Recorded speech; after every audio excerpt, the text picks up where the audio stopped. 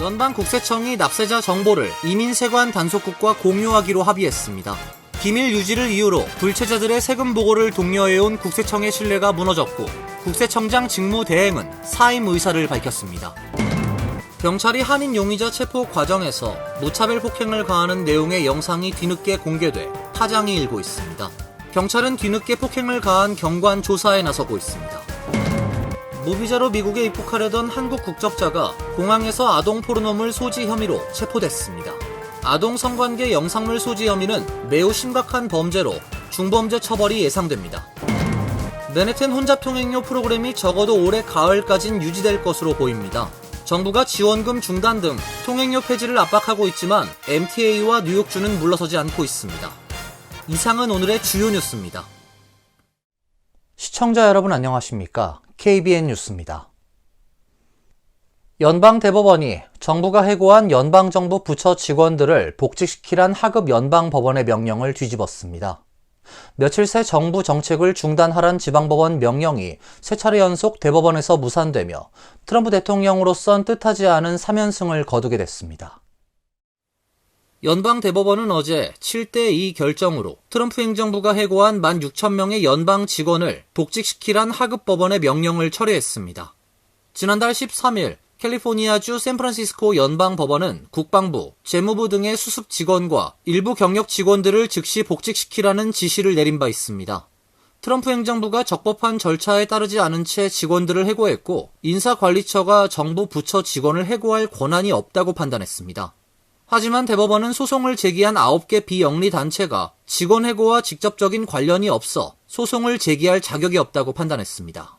하급 법원은 국립공원보호연합, 서부유역 프로젝트 등 환경단체들이 트럼프 행정부의 예산 삭감, 인력 감축으로 인해 피해를 입었다는 주장을 받아들였지만 대법원은 다시 이 정도 피해를 가지고 양측 간 이해관계가 있다고 보기는 어렵다고 기존 판결을 뒤집은 것입니다.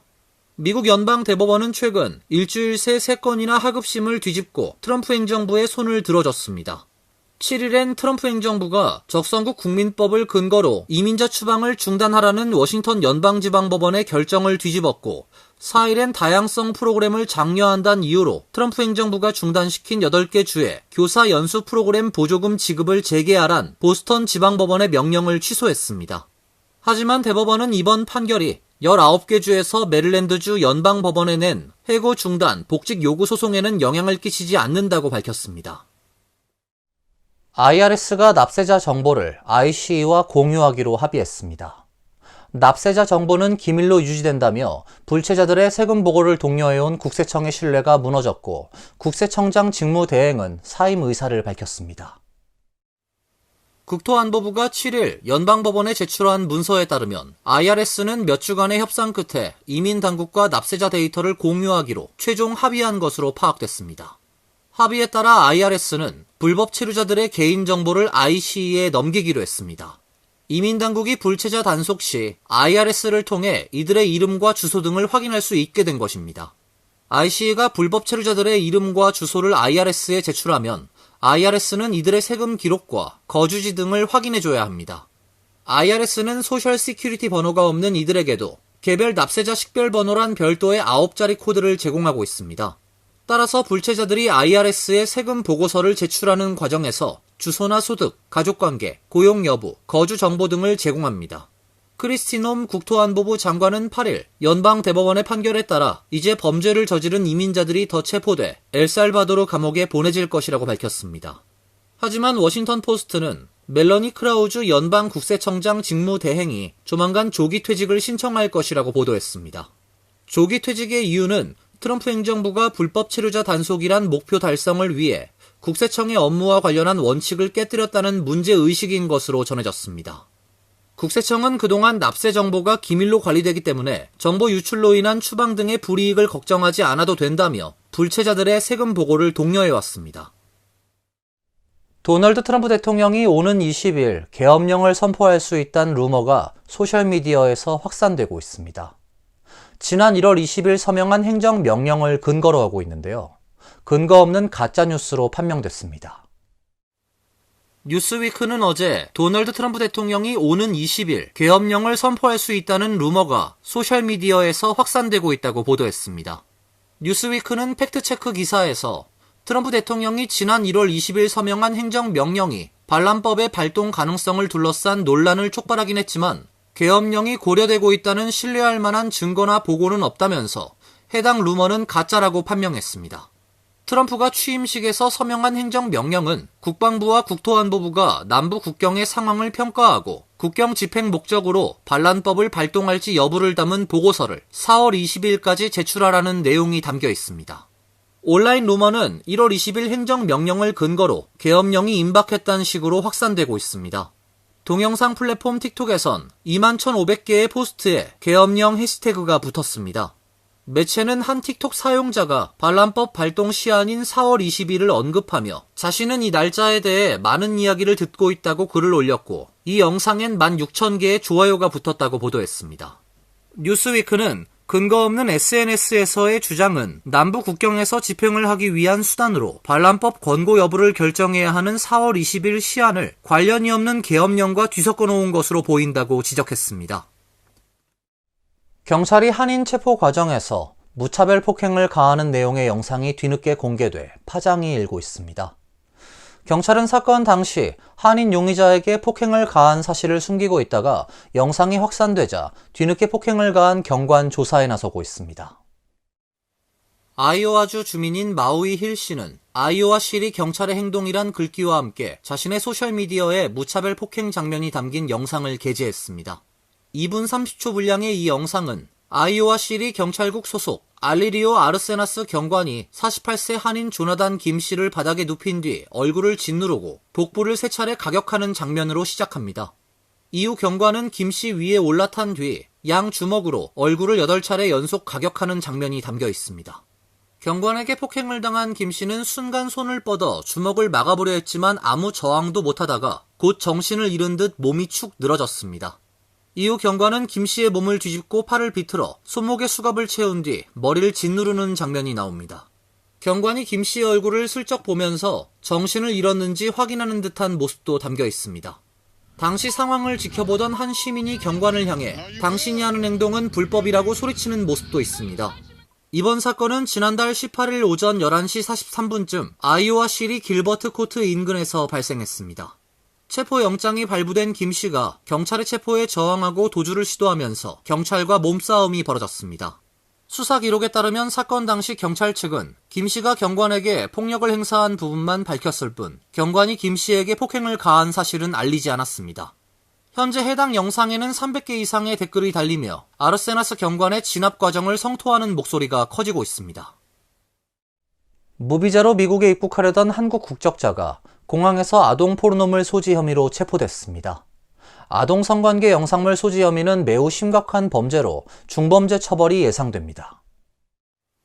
연방검찰과 국토안보부는 지난달 31일 한국에서 출발 애틀랜타 하츠필드 잭슨 공항에 도착한 강석하 씨를 전자기기에 아동 성관계 영상물을 담아 입국한 혐의로 체포했다고 밝혔습니다. 검찰 조서에 따르면 강 씨는 방문 목적을 묻는 입국심사관 질문에 업무를 위해 왔다고 답했지만 이를 수상하게 여긴 세관국경보호국 요원은 강 씨의 소지품 검사를 실시했고 강 씨의 휴대폰에서 미성년자의 성적 행위가 담긴 사진과 동영상 등이 발견됐다는 것입니다. 조서에는 또 강 씨가 과거 미국에 무비자로 입국했을 당시 시간당 $10의 보수를 받고 일을 했다는 사실을 털어놨다는 내용도 담겨 있습니다. 수사당국은 강 씨가 미성년자의 성행위 또는 유사 성행위 영상과 사진을 타국으로 옮기거나 배송하는 행위를 금지하는 연방법을 위반한 혐의를 받고 있다고 밝혔습니다. 맨해튼 혼잡통행료 프로그램이 적어도 올해 가을까진 유지될 것 같습니다. 정부가 지원금 중단 등으로 통행료 폐지를 압박하고 있지만 MTA와 뉴욕주는 물러서지 않고 있습니다. 뉴욕타임스에 따르면 연방정부와 메트로폴리탄 교통공사는 적어도 올 가을까진 혼잡통행료 프로그램을 유지하기로 합의한 것으로 파악됐습니다. 지난 4일 MTA 측 변호사가 맨해튼 연방법원에 MTA와 교통부는 혼잡통행료 유지 여부에 대한 결정을 10월 말에서 11월 초에 내리기로 합의했다는 내용이 담긴 문서를 제출했습니다. 앞서 교통부는 주 정부 관계자들에게 서한을 보내 3월 21일까지 혼잡통행료를 폐지할 것을 요구했고 캐시 호컬 뉴욕 주지사와 MTA는 즉각 연방 정부를 상대로 소송을 제기하고 통행료 부과를 유지하겠다는 입장을 고수했습니다.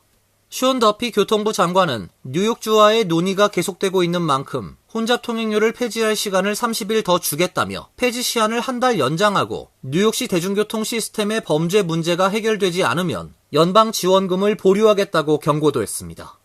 MTA는 2020년부터 2024년까지 연방정부로부터 약 130억 달러 지원금을 받았으며 적자에 허덕이는 MTA의 연방 지원금까지 끊기면 각종 문제가 심각해질 전망입니다.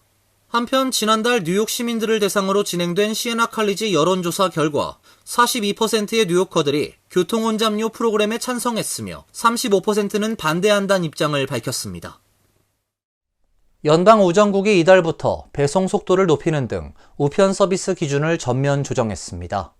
우정국은 이번 조치가 우편 배송의 신뢰성과 효율성을 높이고 향후 10년 동안 360억 달러를 절약할 수 있을 것으로 기대하고 있습니다. 우정국의 서비스 개편에 따라 1등급 일반 우편 중 약 14%는 배송이 더 빨라질 것으로 보입니다. 75%는 기존과 동일한 배송 기간을 유지하고 11%의 물량은 배송이 다소 느려지지만 여전히 15일 내 배송을 완료하겠다는 방침입니다. 이에 따라 정기 간행물, 마케팅 우편, 기타 소포 배송 서비스는 배달 시간이 단축될 것으로 보입니다. 다만 소포 배달인 그라운드 어드밴티지는 기존과 같습니다. USPS 측은 보도 자료를 통해 우정국 웹사이트를 통해 발송지의 집코드와 수령하는 곳의 집코드를 입력할 경우 예상 배송 시간을 확인할 수 있는 인터랙티브 지도도 제공한다며 농촌 지역의 경우는 수표나 약 등을 더 빨리 받을 수 있도록 할 것이라고 전했습니다.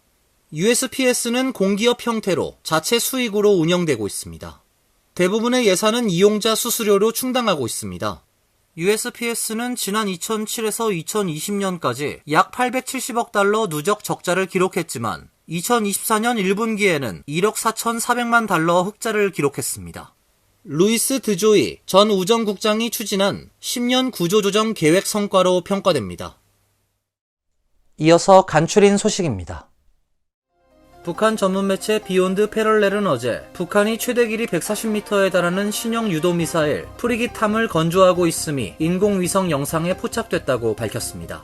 지난 6일 촬영된 남포 해군 조선소 의장작업 도크에 있는 프리기탐은 완성될 경우 북한이 보유한 최대 규모의 전함이 될 것으로 보입니다.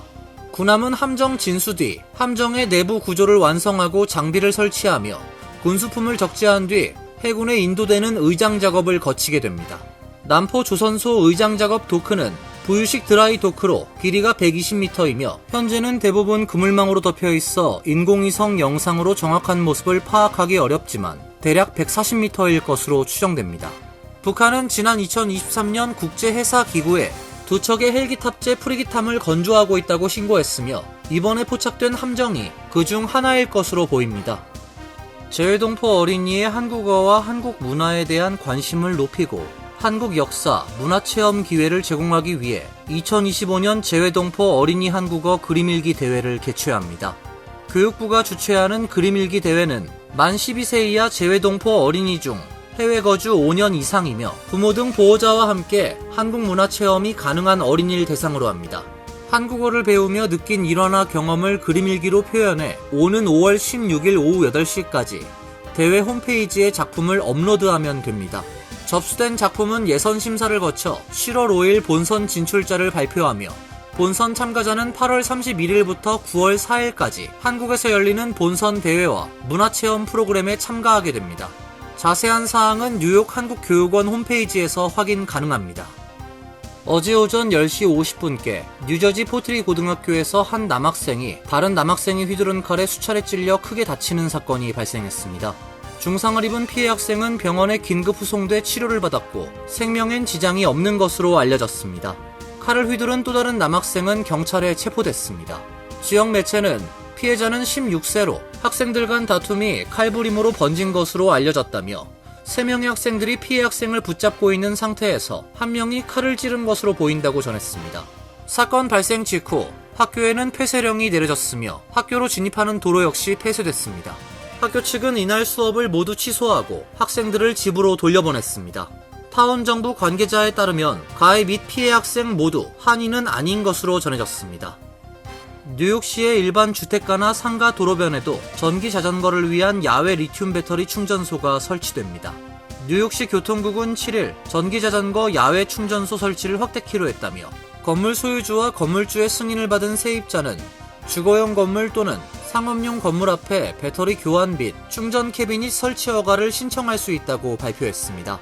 뉴욕시 교통국은 실내에서 충전하던 리튬 배터리 화재가 끊이지 않자 야외 공공장소에서 일명 차지 세이프, 라이드 세이프란 이름으로 추진해온 배터리 교환 및 충전 캐비닛을 일반 주택 및 상용 건물 앞 보도에도 설치할 수 있도록 한 것입니다. 뉴욕시 교통국에 따르면 지난해 시작된 시범 프로그램으로 주택과 아파트 등 실내 리튬 배터리 충전은 35% 이상 감소한 것으로 추산됐습니다. 환율과 증권 소식입니다.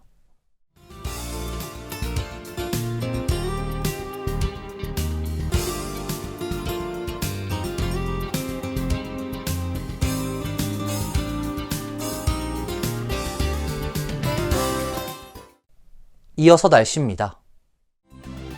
내일은 구름이 많은 흐린 날씨가 예상됩니다. 낮 최고 기온 50도, 섭씨 10도, 밤 최저 기온은 41도, 섭씨 5도로 예상됩니다. 금요일은 비 소식이 있습니다. 토요일과 일요일도 비가 예보돼 있습니다.